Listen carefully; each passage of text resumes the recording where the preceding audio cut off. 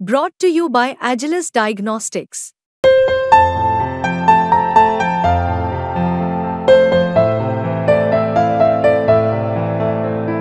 Agilus Diagnostics.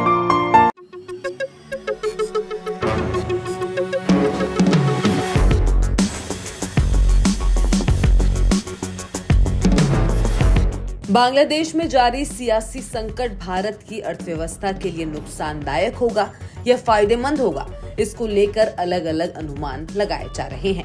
Export के मोर्चे पर भारत को पहले ही 2 साल से गिरावट का सामना करना पड़ रहा था, जो वहां के मौजूदा हालात के लंबे समय तक ऐसे ही बने रहने पर इस साल फिर से गिरावट की वजह बन सकते हैं।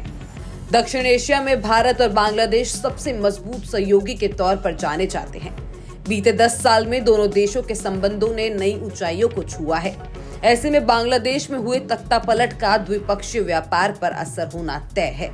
लेकिन अब दोनों देशों के बीच फ्री ट्रेड एग्रीमेंट को लेकर की जा रही कोशिशें जल्द पूरी नहीं होने की आशंका है। वर्ल्ड बैंक के मुताबिक इस एफटीए का दोनों देशों को फायदा होता, जिससे बांग्लादेश का भारत को एक्सपोर्ट 297% तक बढ़ सकता है। वहीं भारत को भी एफटीए से बांग्लादेश को एक्सपोर्ट 172% तक बढ़ाने में मदद मिल सकती है। अगर बात भारत के इंपोर्ट और एक्सपोर्ट की जाए तो सबसे ज्यादा झटका भारत के कपास के कारोबार और उसके निर्यात को लगने की आशंका है। भारत हर साल करीब 2.4 अरब डॉलर का कपास बांग्लादेश को निर्यात करता है।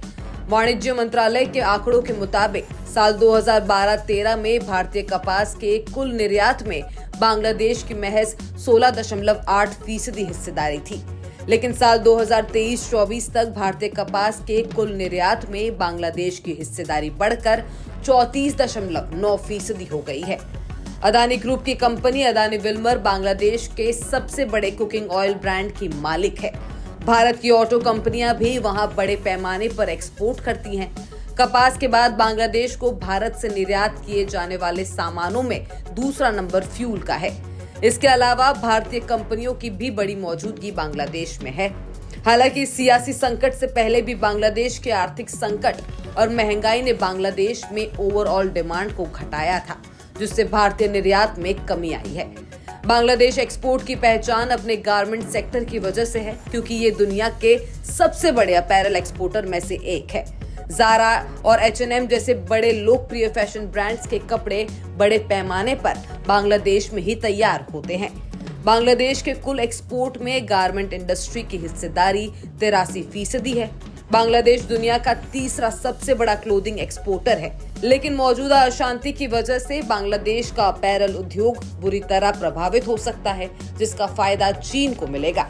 वैसे तो भारत के लिए ये भी एक बड़ा मौका है, क्योंकि भारत खुद दुनिया का 6ठा सबसे बड़ा अपैरल एक्सपोर्टर है।